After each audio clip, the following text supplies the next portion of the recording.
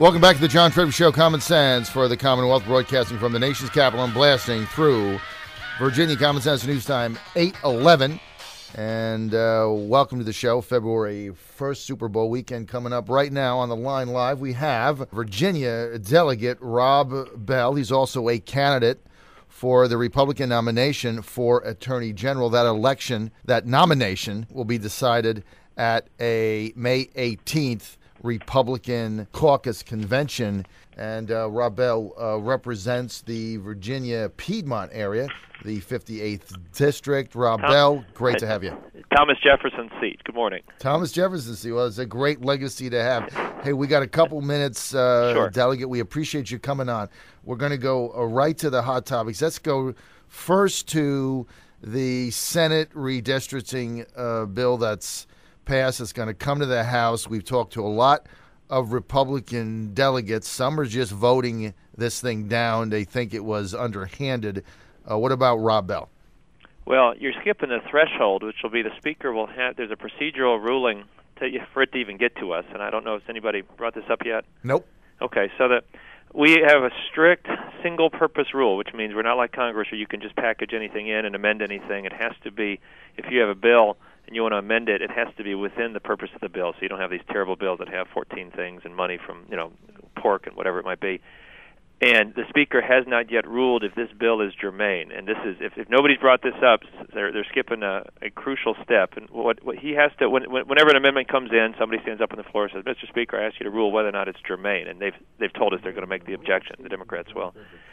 And we don't know what the Speaker is keeping his cards close to the vest on this, if he's made up his mind, or he will wait until the moment comes. But if that happens, the bill doesn't go forward. And this happened to one of my bills last year, where the Senate amended it, and it killed the whole bill. So that's the threshold step. I mean, if it comes to us, I certainly hope to get a chance to vote for it. But we're not there yet, I guess. So what you're saying, if I could summarize this, Delegate Bell, is that if this came to you for a vote as is, you would vote in favor? Yes. Okay, we appreciate that. Now let's go to the governor's very broad, very bold transportation bill, which has also come under fire from a lot of conservatives. They don't want a tax increase. In fact, one of the candidates that we're going to have on in a few minutes, businessman and entrepreneur, Pete Snyder for lieutenant governor, is opposed to it. He says he wants an across-the-board 10% cut in spending and take the money out of the general fund, does not want a new tax. What say you? I oppose the new tax increase. Now, I think that the plan, and Bob's a friend, but I mean the plan has both new taxes, a $100 million increase in fees, which is just a tax, and then it changes what is essentially a flat tax with the gas tax into a tax that will grow through the years as a part of the sales tax. And so it's hard for me to see it as anything other than a substantial tax increase. And ultimately, that's what the people that are for it want. They want more revenue. And I mean, let's agree on what it actually does. They say it makes more revenue. I say it makes new revenue. It's just a question of, I mean, is that something you think we ought to be doing in this economy? Whether you should have a tax increase? The answer is no. So if the McDonald concept of replacing the gas tax with a increase in the sales tax, you are unequivocally opposed to that, right? I'm opposed. Yeah. Okay, let's go to the. No, I mean, and it's good for you to phrase it that way, because our anticipation today will be massive efforts to amend it from the left and from the right.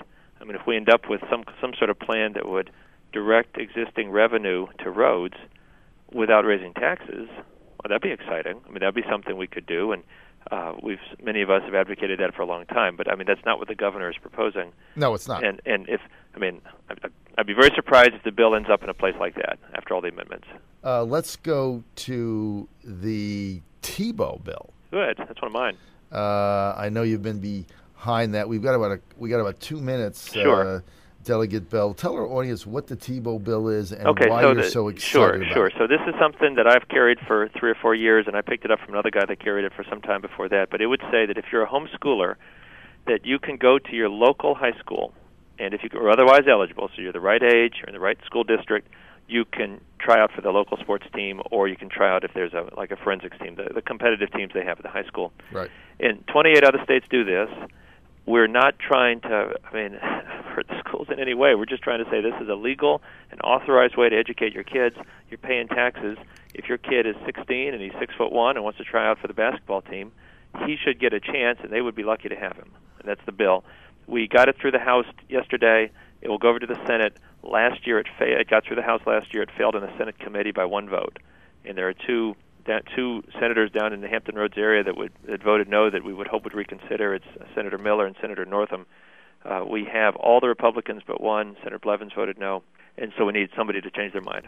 All right, that is Delegate Rob Bell, who very simply has the website delegaterobbell.com, and, of course, Rob Bell for AG as he's running for Attorney General.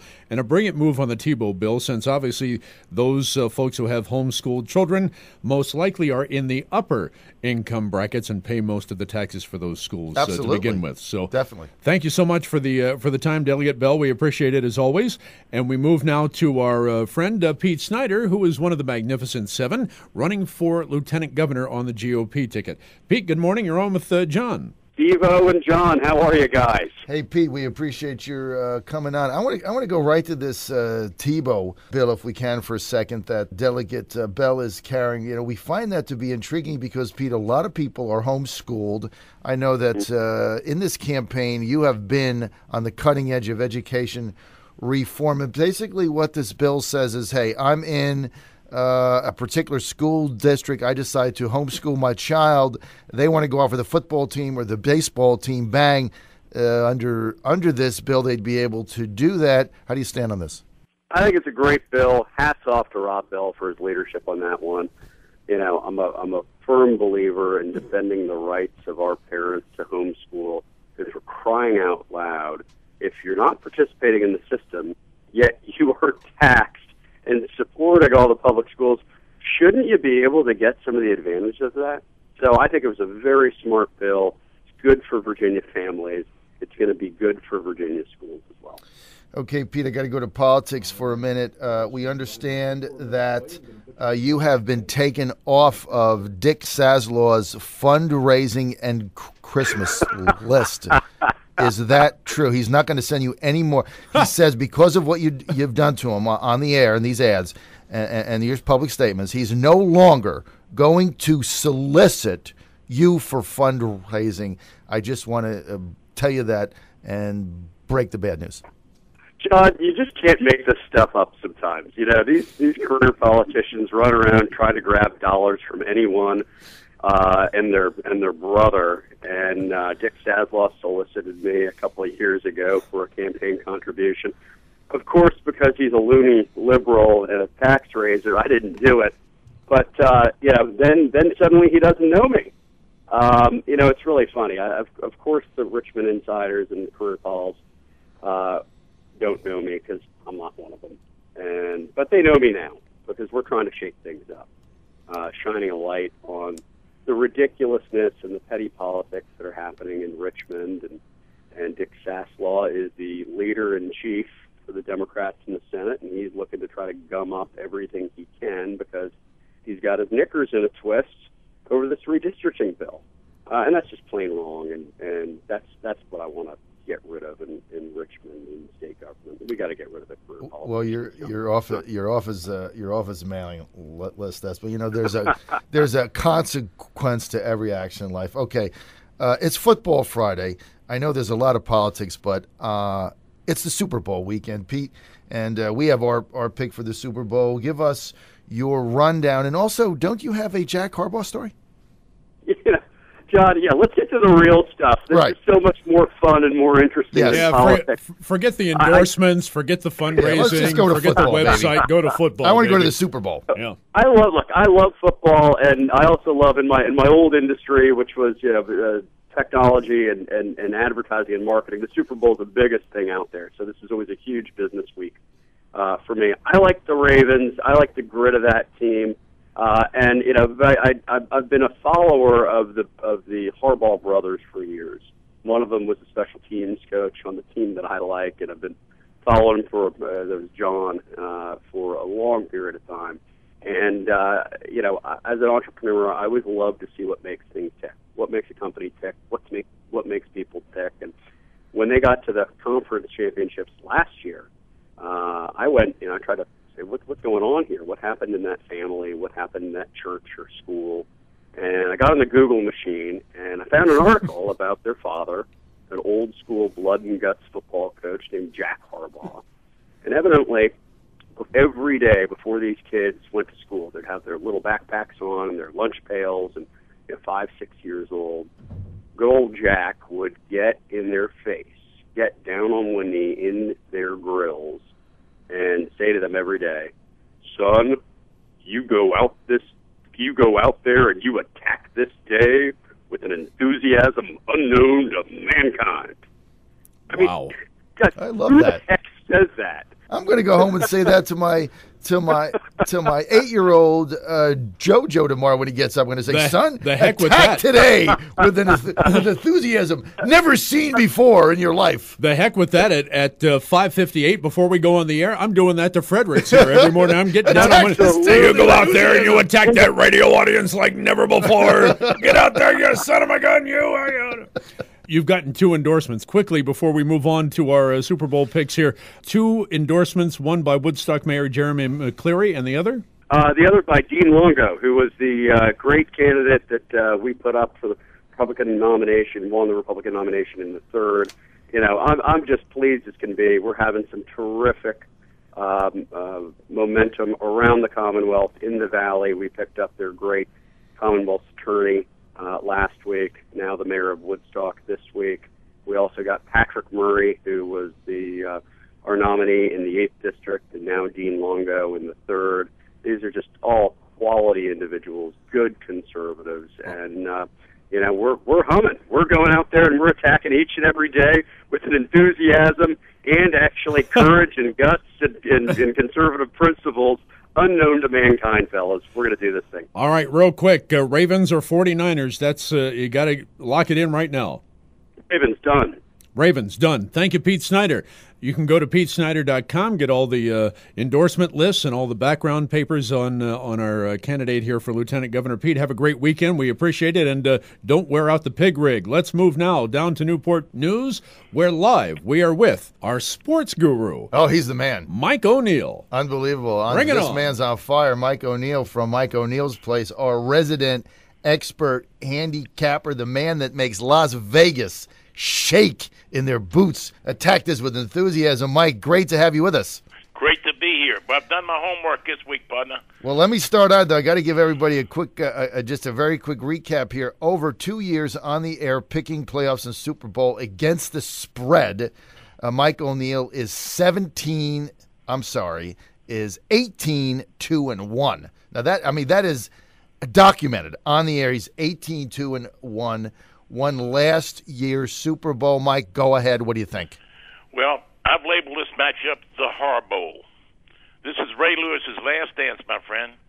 This is New Orleans' return to the super spotlight. There's been talk of deer antler spray abuse. That's a first for sure. And plenty of the usual distractions that come with the biggest game of the year. But it would be wise to focus on one thing, on one man, actually, Colin Kaepernick. Right. He's not only the best quarterback for the 49ers, he may be the best quarterback in the NFL. Right. Yes, it all happened that fast. Kaepernick has gained sudden stardom for going 7-2 after taking over for starter Alex Smith when he suffered a concussion in Week 10. Yep. In those 9 games, listen to these stats. Kaepernick has completed 62.7% of his passes, thrown 13 touchdowns with 4 interceptions, averaged 7.3 rushing per carry, achieved a 101.2 passer rating. Pretty awesome stats. This is very interesting, Mike. This line opened at 5 in Vegas immediately after the championship games. I've said this all week. It's gone down now. It's 3.5, a 1.5 point swing. A lot of money bet early on the Ravens, taking 5, 4.5, 4. Now it's down to 3.5. That's it. I don't think it's going to change beyond that. So San Francisco 3.5 over the Ravens. Mike O'Neill, the man. What's your pick? Here's what I'm looking at. A little brief rundown with the situation with the tight end, Vernon Davis. I mean, he's great against the linebackers and safeties. Michael Crabtree is great across the middle. It's going to be a heck of a matchup. But San Francisco's defense is rated second in the NFL in scoring defense at 17 points per game, and third in yards allowed at 295 a game. I'm looking to take the 49ers to pull away and win huge. I think it's going to be a laugher.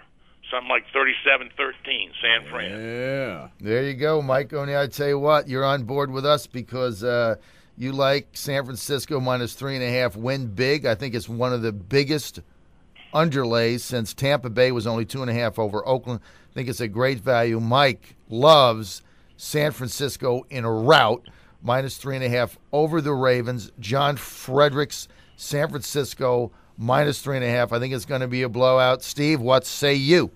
San Francisco, a blowout, absolutely. And the only other dissenter among us is CBS News correspondent Steve Futterman, who took the Ravens, even though he had an emotional tie to the 49ers. So across the board, we've got 49ers here on the John Fredericks Show, baby. I think if you're down on San Francisco, Mike, I'm with you, minus 3.5. I think in the fourth quarter, you can have a nice drink and relax. I think this game is going to be close. Okay, Mike O'Neill. And where to have a nice drink? Mike's Place, the #1 Irish pub on the peninsula in Newport News, where everybody goes. Every time I'm there, I meet the most interesting people you can imagine. One day I go in there, I met Bill Bowling, Lieutenant Governor. One day I go in there, George Allen is there. You meet all kinds of fun people.